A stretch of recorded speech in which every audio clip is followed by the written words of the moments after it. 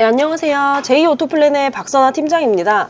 오늘은 정말 특별한 자동차 리뷰를 준비했습니다. 제가 오늘 리뷰하는 차량은 이름만 들어도 굉장한 롤스로이스 팬텀입니다.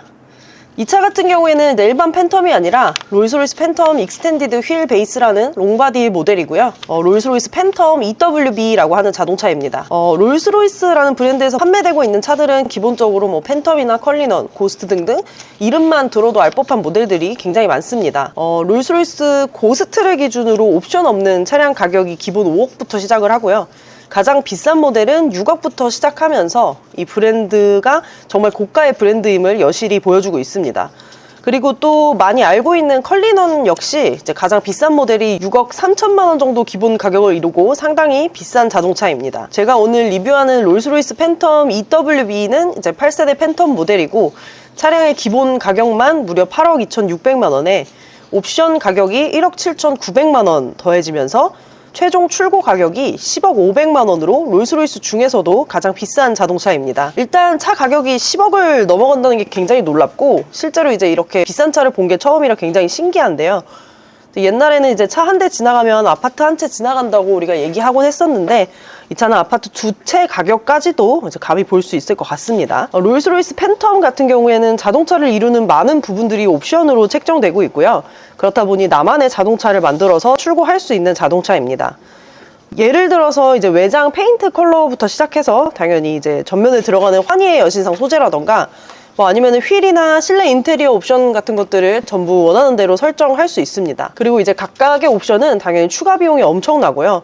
오늘 영상 리뷰하면서 옵션 가격도 한번 말씀드려 보도록 하겠습니다. 일단 이 차는 차 사이즈가 전장 5,980에 전폭 2,020 그리고 전고 사이즈가 1,655로 이제 전장이 6m에 달하는 자동차입니다. 전장이 굉장히 길어서 운전하기가 어려울 것 같은데 사실 이 정도 차량을 운행하시는 분들은 대부분 수행 기사님이 있죠. 그리고 롤스로이스 팬텀의 파워트레인은 12기통의 트윈터보 엔진이 장착되어 있습니다. 배기량이 6,745cc에 571마력 그리고 91.8토크로 귀로 듣기만 해도 굉장히 엄청난 숫자로 다가옵니다. 하지만 이제 이 차를 보는데 이제 제일 집중하는 건 사실 파워트레인 성능이나 그런 것도 그렇겠지만 실내 럭셔리한 소재 그리고 옵션 같은 시각적인 요소에 더 집중이 될 것 같습니다. 영상에서도 굉장히 이제 차량이 웅장해 보이겠지만 실제로 이 차를 보고 있으면 더 웅장하고요. 세단임에도 불구하고 본넷 사이즈가 굉장히 높습니다. 그리고 이제 그 팬텀의 상징이라고 할 수 있는 환희의 여신상 존재감도 상당히 크게 느껴집니다. 이 환희의 여신상 아래쪽으로 이제 중앙 라디에이터 그릴이 들어가 있는데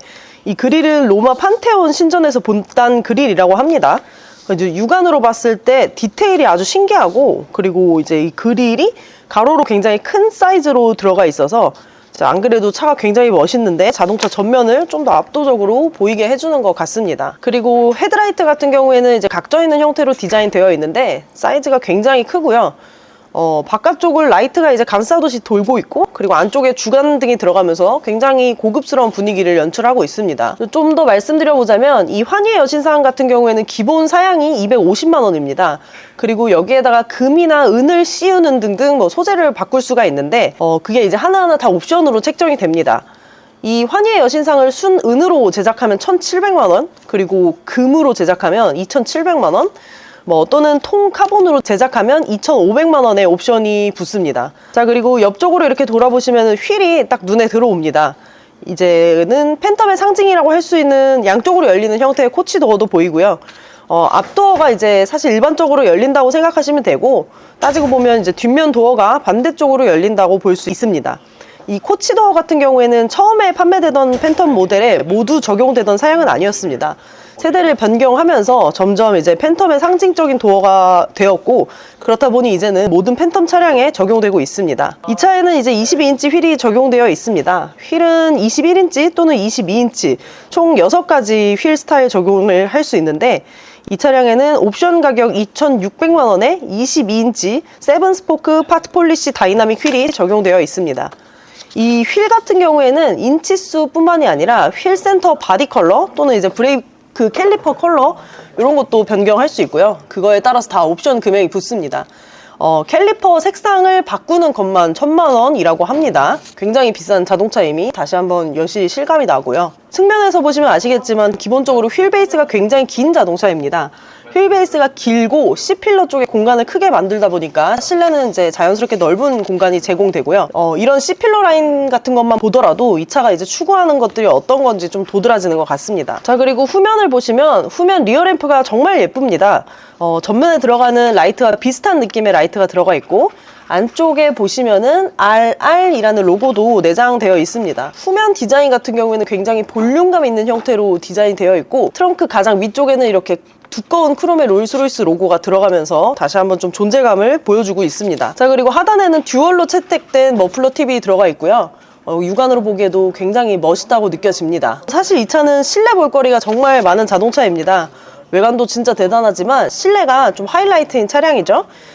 이 차량은 1열, 2열 모두 자동문이 적용되어 있고요. 지금이나 뭐 국산차나 수입차의 자동문이 몇 대 이제 적용돼서 판매되고 있지만 사실 이 자동문 같은 경우에는 팬텀이 시초라고 볼 수 있겠습니다. 차 도어를 한번 열어보시면 도어 무게가 상당하기 때문에 자동문 기능이 꼭 필요할 것 같기는 합니다. 이 차량에는 실내 브라운 시트가 적용되어 있습니다. 실내를 한번 오픈해 보도록 하겠습니다. 브라운 시트로 된 실내입니다. 정말 이제 한눈에 보기에도 굉장히 고급스럽고 브라운 시트 컬러도 예쁘게 느껴집니다.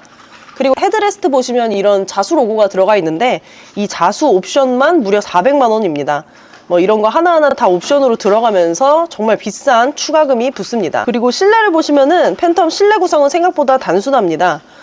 비싼 차라서 어떻게 돼 있을지 굉장히 궁금했는데 생각보다 이제 보기 쉬운 깔끔한 실내 구성을 이루고 있습니다. 플래그십 세단이다 보니까 배치는 이렇게 깔끔해도 소재 하나하나 정말 고급스러운 소재로 되어 있습니다. 에어컨 송풍구마저도 통 크롬으로 제작되어 있고 하단에 들어가는 버튼들도 다 크롬으로 제작되어 있습니다. 실내에 들어가는 이제 계기판이랑 모니터, 조수석 앞쪽 센터 패시아는 전부 하나로 된 유리로 덮여 있습니다.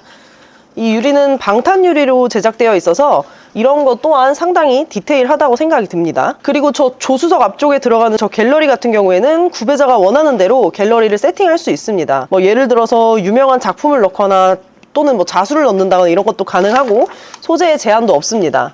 뭐 하다못해서 사진을 넣는 것도 가능합니다. 이 차 이제 구입하면서 갤러리를 꾸미는 재미도 굉장히 있을 것 같습니다. 그리고 계기판은 생각보다 단순한 구성으로 되어 있습니다. 주행에 필요한 기본 정보만을 제공하고 있고요. 중앙에 들어가는 모니터 같은 경우에는 현재는 올라와 있지만 시동을 끄면 아래로 내려가고 시동을 켜면 다시 위로 올라오는 구성으로 되어 있습니다. 이 시동을 끄고 모니터가 아래로 내려가면 환희의 여신상이 나옵니다. 스티어링 휠은 컬러를 바꿀 수도 있고 스포츠 스티어링 휠로 바꾸거나 투톤 가죽으로 세팅할 수도 있습니다. 컬러를 교체하거나 스포츠 스티어링으로 교체하면 500만 원의 옵션 추가금이 붙고요. 투톤 가죽으로 세팅하면 800만 원의 추가금이 붙습니다. 그렇지만 가장 기본인 이 클래식한 스티어링 휠 디자인이 가장 사랑받는 디자인입니다. 그리고 하단에 들어간 이 공조 버튼들은 굉장히 간단한 조작법을 갖고 있고요. 소재나 디테일은 전혀 간단하지 않은 고급스러움을 보여줍니다. 그 아래로는 두 개의 컵홀더 들어가고 중앙부에는 환희의 여신상이 다시 한번 나오면서 이 차량의 존재감을 보여주고 있습니다. 그리고 이 차 하단에는 팬텀이라는 이제 발광 옵션이 들어갑니다. 사실 그냥 발판에 문구만 넣으면은 1000만 원이고요. 이 차 같은 경우에는 발광 기능이 포함되어 있어서 1300만 원의 옵션이 붙습니다. 그리고 바닥에는 전반적으로 이제 양털 매트가 깔려 있고요. 트렁크 구성이랑 같습니다. 뭔가 이제 그냥 신발을 신고 타면 안 될 것 같은 그런 비주얼입니다. 그리고 이 차는 이제 사실 오너 드리븐보다는 쇼퍼 드리븐으로 많이 운행되는 자동차입니다. 그렇다 보니까 2열이 가장 하이라이트 구간이고요. 한눈에 보기만 해도 정말 넓은 공간이 제공되고 일단 C필러 공간이 넓고 휠베이스가 길어서 자연스럽게 공간이 넓을 수밖에 없고 또 이 차가 세단치고는 전장 사이즈가 높다 보니까 뒷열에 이제 사람이 타고 내릴 때 허리를 많이 숙이지 않아도 된다는 특징이 있는 자동차입니다.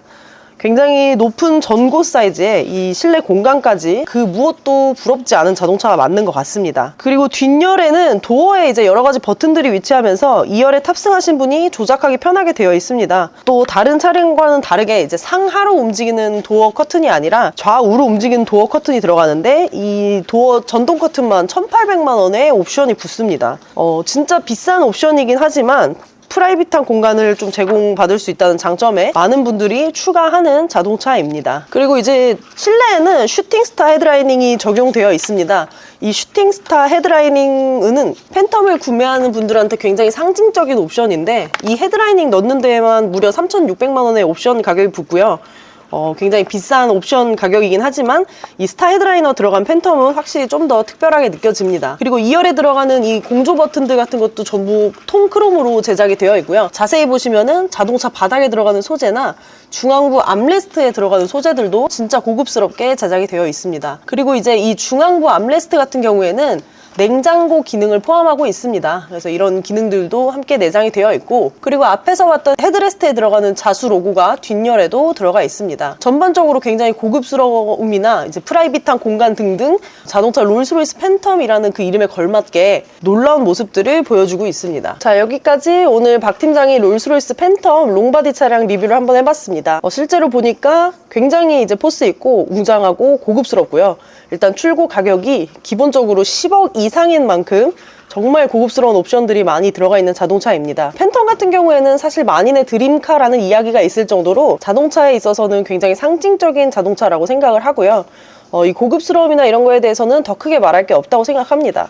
다만 이제 눈으로 이 영상을 즐기는 것만으로도 사람들에게 즐거움을 주는 그런 자동차라고 생각을 합니다. 오늘 롤스로이스 팬텀 리뷰는 여기서 마치도록 하고요. 다음에는 더 좋은 리뷰로 찾아오도록 하겠습니다. 감사합니다.